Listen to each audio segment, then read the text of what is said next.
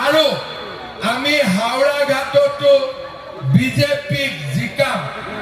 যোৱাবাৰ ইলেকশ্যনৰ সময়ত যেতিয়া মই কাৰ্বি আংলঙলৈ আহিছিলোঁ, মই কাৰ্বি আংলঙৰ ৰাইজক কৈছিলোঁ যে যদি বিজেপিৰ চৰকাৰ আহে আমি 1 লাখ ল'ৰা ছোৱালীক চৰকাৰী চাকৰি দিম।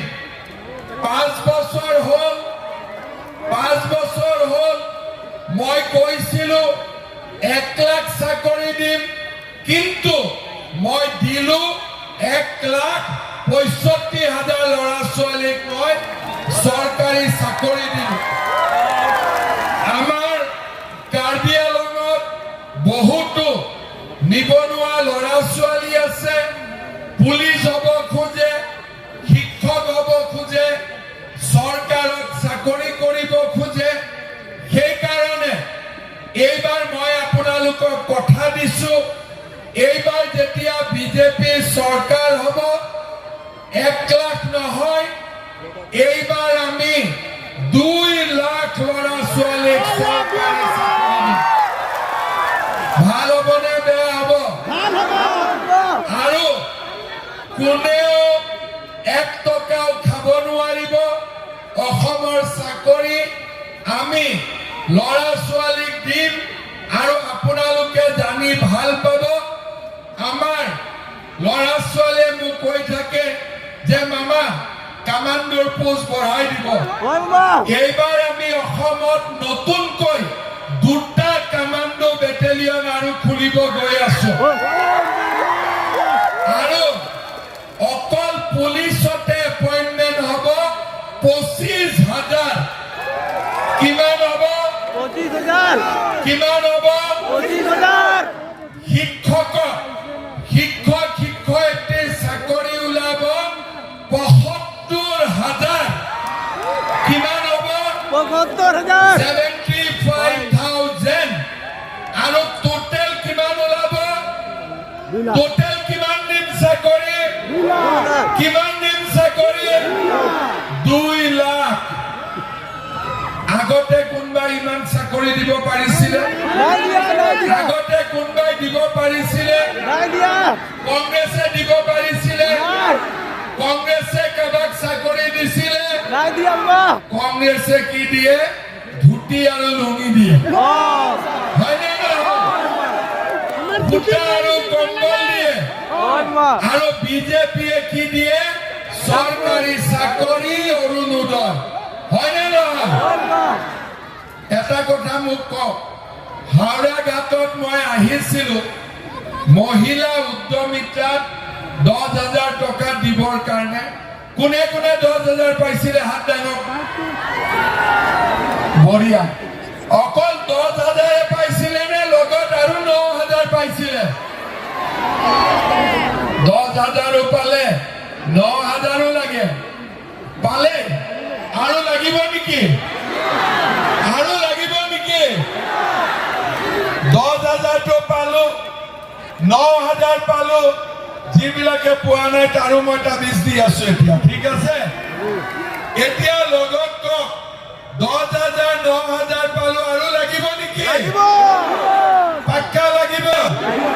তেতিয়াহ'লে আজি আপোনালোকে লিখি লওক, এইবাৰ মামাই 10,000 নিদিয়ে, এইবাৰ মামাই 25,000 টকা কৈ দিব। কিমান দিব মামাই? কিমান দিব মামাই? 25,000 কৈ টকা আমাৰ মহিলাসকলক দিব। কোনে কোনে অৰুণোদয় পোৱা নাই এতিয়া হাত উঠাওক। বহুত নহয়, চব মিলালে 1,000 অৰুণোদয় পোৱা নাই।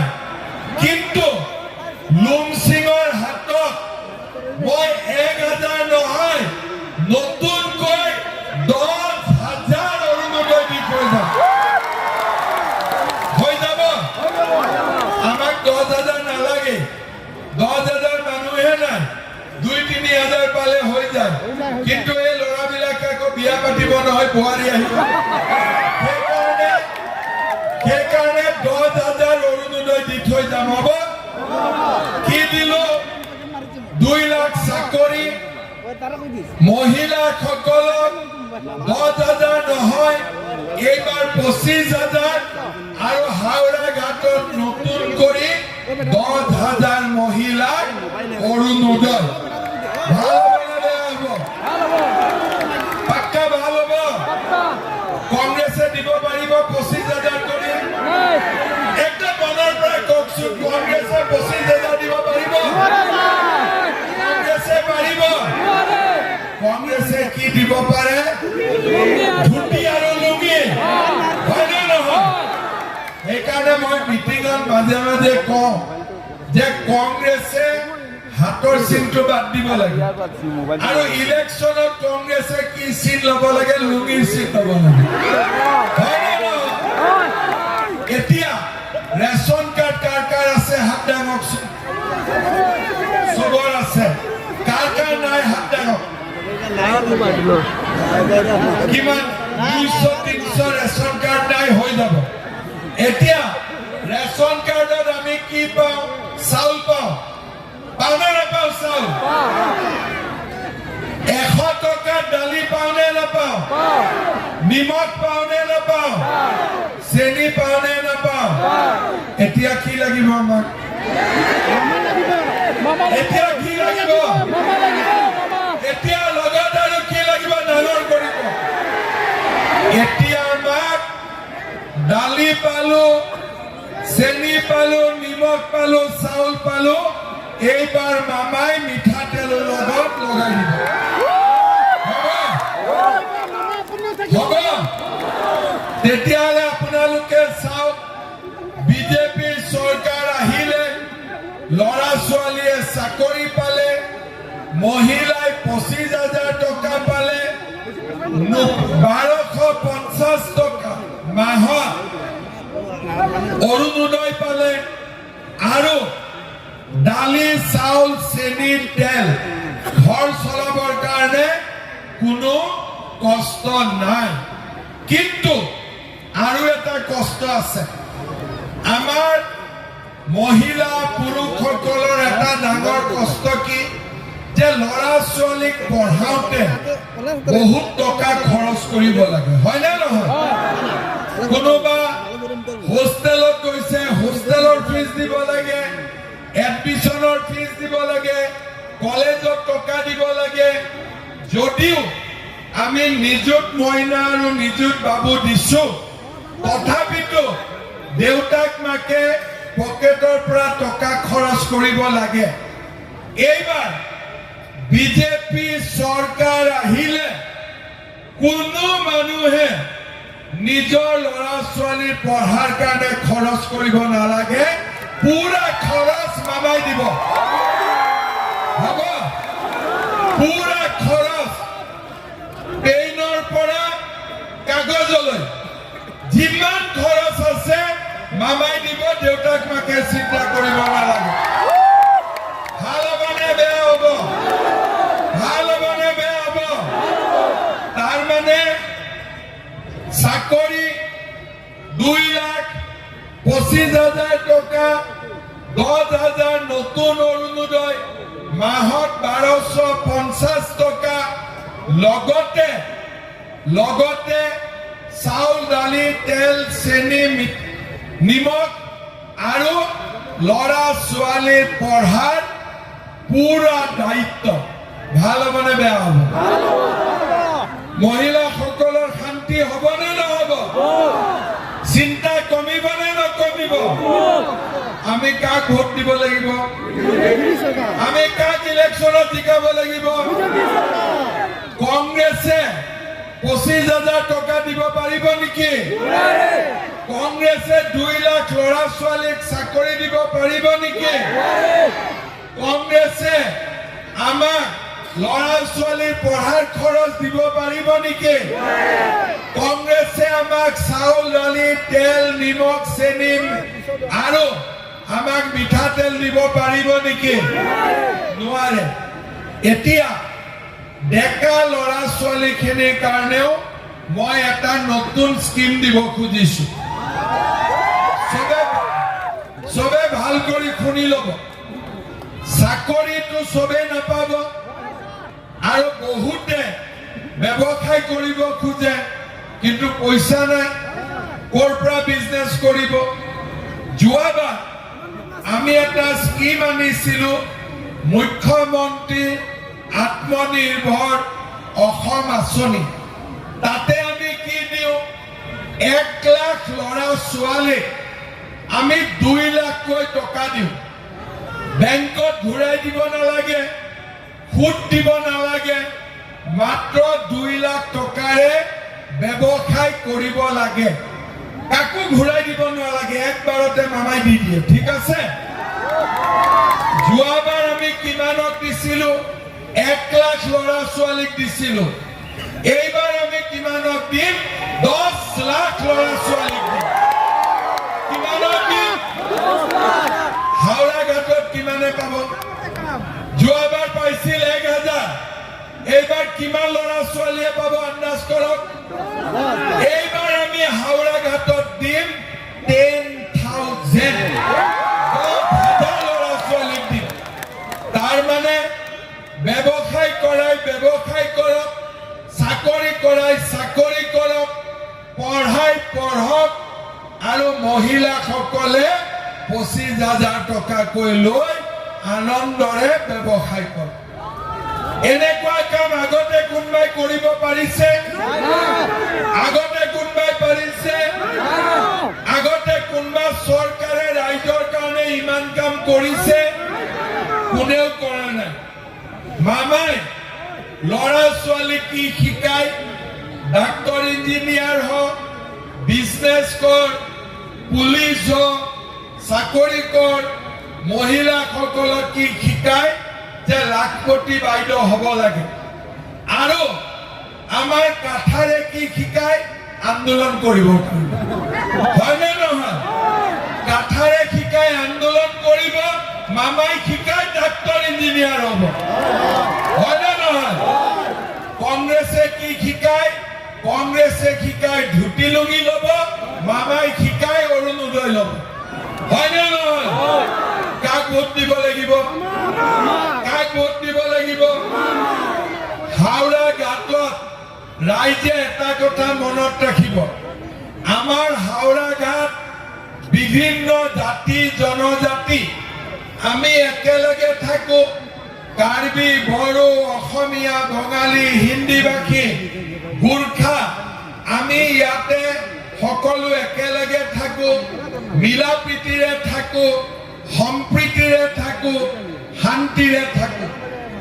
আজি বিজেপি কিমান দিন হল 10 বছৰ এই 10 বছৰত বিজেপিৰ দিনত সকলো জাতি উপজাতি মিলি আছে ইয়াতে কাজিয়া পেচাল হোৱা নাই গণ্ডগোল হোৱা নাই হুলস্থুল হোৱা নাই কাঠাৰে মাজে মাজে হুলস্থুল কৰিব খোজে কিন্তু মামা থাকাৰ কাৰণে হুলস্থুল কৰিব পাৰা নাই হয়নে নহয় আজি মামা থাকাৰ কাৰণে কাঠাৰে হুলস্থুল কৰিব পৰা নাই কাৰ্বি আলঙত আজি শান্তি আছে আৰু তাৰ কাৰণে আজি কাৰ্বি আলঙত গাঁৱে ভূঞে ৰাস্তা হৈছে দলং হৈছে স্কুল হৈছে অংগনবাদী কেন্দ্ৰ হৈছে আৰু আমাৰ কাৰ্বি আলং আজি আগবাঢ়ি গৈছে আপোনালোকে নিজে চাওক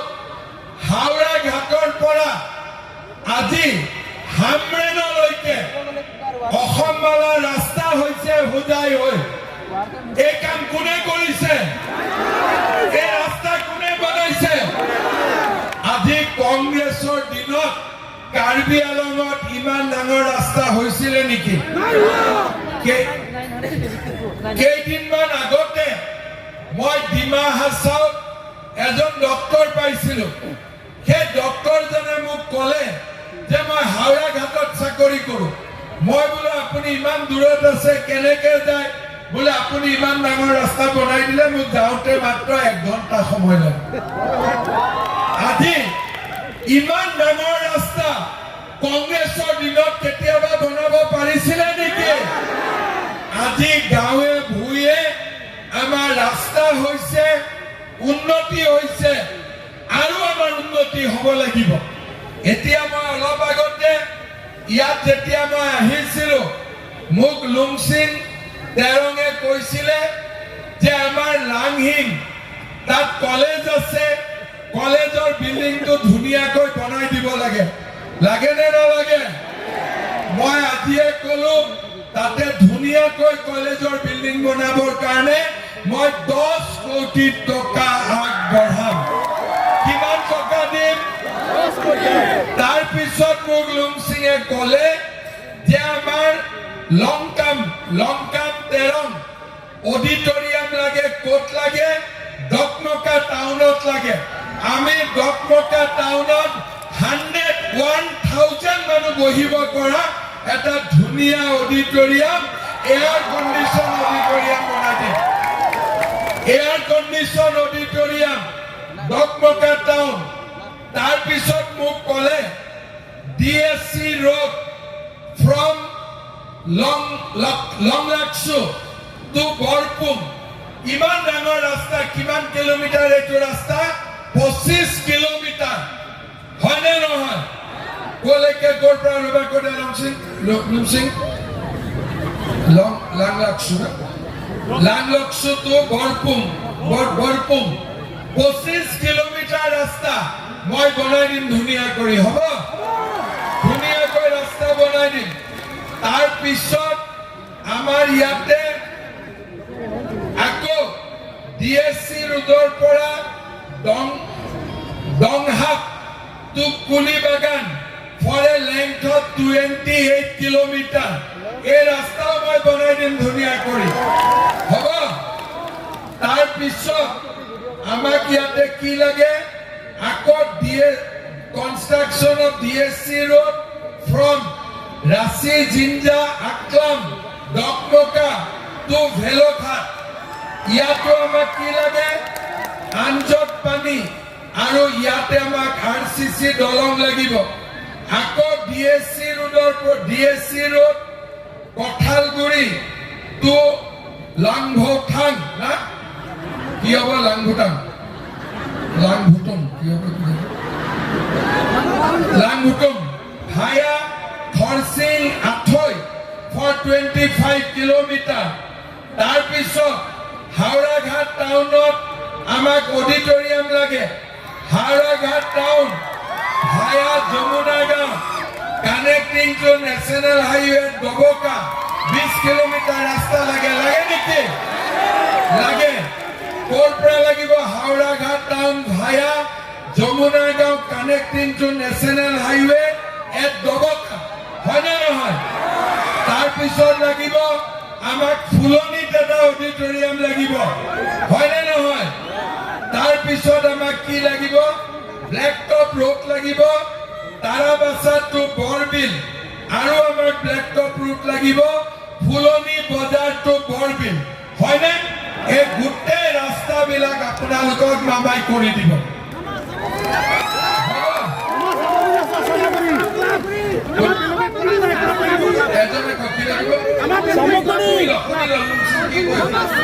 সামগ্ৰী লাগিব। এইটো ৰাস্তা এইটো কৰি দিলো যাওঁ হৈ যাব। এতিয়া ইমান বিলাক ডাঙৰ কাম কংগ্ৰেছে কৰিব পাৰিব নেকি? কংগ্ৰেছে কৰিব পাৰিব? কোনে কৰিব পাৰিব? কোনে কৰিব পাৰিব? আমি কাক ভোট দিব লাগিব? আমি ভোট দিব লাগিব লুমচিং তেৰং, মামা আৰু মোদীজী। হয়নে নহয়? আকৌ এবাৰ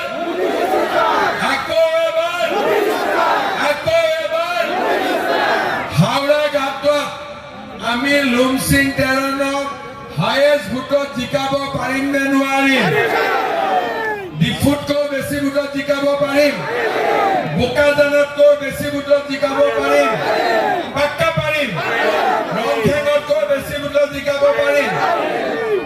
তুলিৰাম ৰংপি বেছি ভোটত ৰংঘেং বেছি ভোটত জিকিব নে লুমচিং বেছি ভোটত জিকিব? কোনে বেছি ভোটত জিকিব?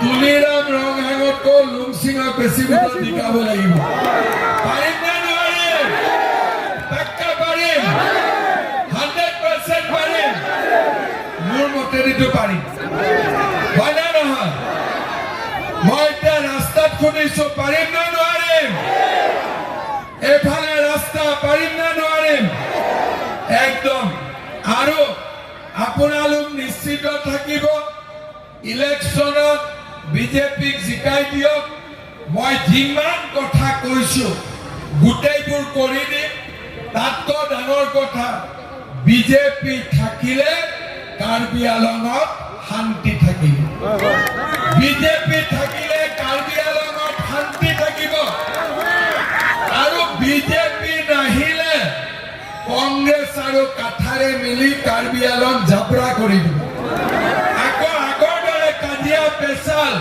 হুলস্থুল আন্দোলন ডেইলি পুলিচ চিআৰপি আৰ্মি কিন্তু বিজেপি থাকিলে কাৰ্বি আলঙত কোনো গণ্ডগোল নাই শান্তি প্ৰগতি বিকাশ আনন্দ আৰু ফূৰ্তি কাক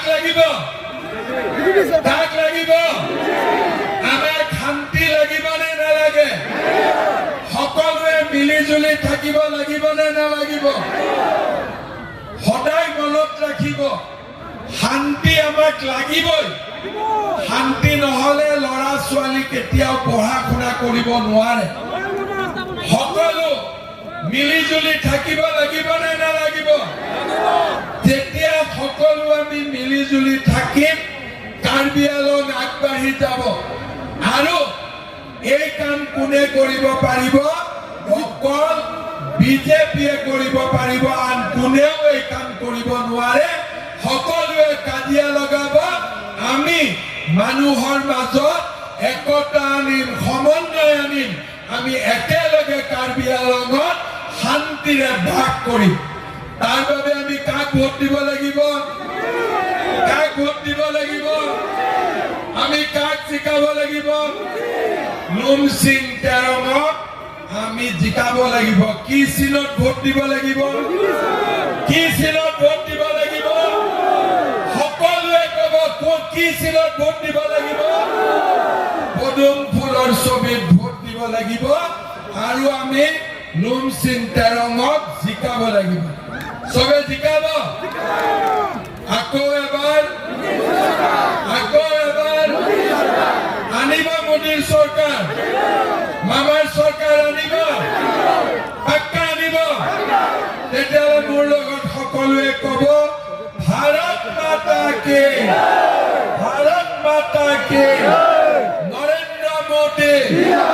নৰেন্দ্ৰ মোদী তুলিৰাম ৰঙা লুমচিং তেৰং নৰসিং ৰংফান আকৌ এবাৰ মোৰ লগত সকলোৱে একেলগে ক'ব ভাৰত মাতা কি এতিয়া এবাৰ গান লগাই দিয়ক আকৌ এবাৰ মোদী চৰকাৰ চবে নাচিব লাগে লগাই দিয়ক গান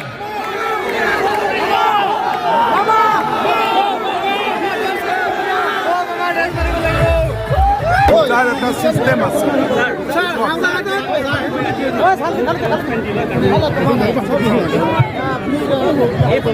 আমি তো সাপোর্টতে আছি আমিও 244 ইমপ্লিমেন্টটো দিল্লীৰ পৰা হ'ব আলোচনা চলি আছে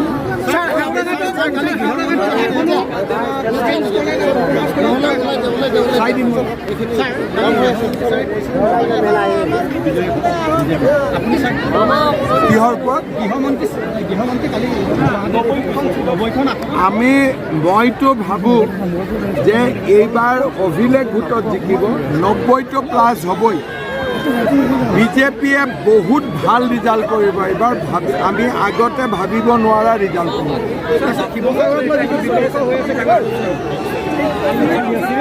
বহুত হাজাৰ ভোটত আমি জিকিম নন্দিতা গাৰ্লুচাটোতো ক'ত জিকিব পাৰিব গতিকে অলৰেডি আমি জিকিয়ে গৈছোঁ এইবাৰতো হাফলঙত অকল ডিমাচা লগতে আন সকলোৰে সমৰ্থন আমাৰ কেণ্ডিডেটে পাই আছে এইবাৰতো বহুত ভোটত জিকিব নন্দিতা গাৰ্লুচা যিমান ভোটত জিকিছিল তাতকৈ 3 গুণ লিডত জিকিব 100%।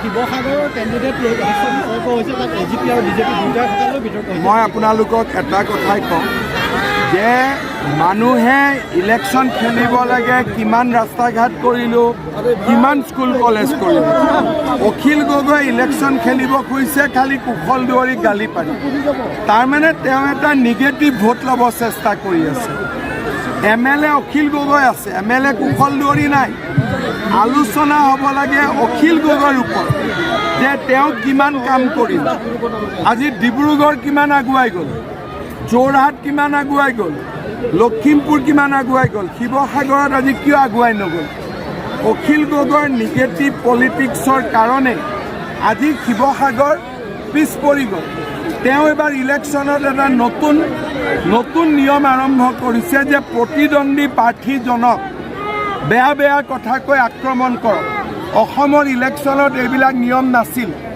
অখিল গগৈ এইটো মাৰ্কচিষ্ট লেফটিষ্ট এটা নতুন নিয়ম আনিছে যে অপজিশ্যনত উঠা মানুহজনক চৰিত্ৰ হনন কৰক গালি গালাজ কৰক ভাই এইটো তোমাৰ ইলেকশ্যন তুমি হিচাপ দিয়া না কিমান কিলোমিটাৰ ৰাস্তা বনাল কুশল দুৱাৰী ভাল বেয়া শিৱসাগৰ মানুহে জানে নহয় তুমি কিয় ক'ব লাগে শিৱসাগৰ মানুহে কুশল দুৱাৰী পৰীক্ষা পাতা নাই নহয় শিৱসাগৰ মানুহে হিচাপ খুজি আছে অখিল গগৈৰ পৰা অখিল গগৈ আকৌ বলটো উনাই লৈ গৈছে নহয় কুশল দুৱাৰীয়ে হিচাপ দিয়ে কুশল দুৱাৰী MLA নেকি এইবিলাক কথাটো অখিল গগৈ ভাবে যে তেওঁ এনেকুৱা ধৰণে ৰাজনীতি কৰি চলি থাকিব পাৰিব শিৱসাগৰখন খতম কৰি দিলে একো নাই ডিফু আৰু শিৱসাগৰ তুলনা কৰক ডিফু 1000 টাইম ওপৰত আছে সেইকাৰণে তেওঁ নিগেটিভ ৰাজনীতি বাদ দিব লাগে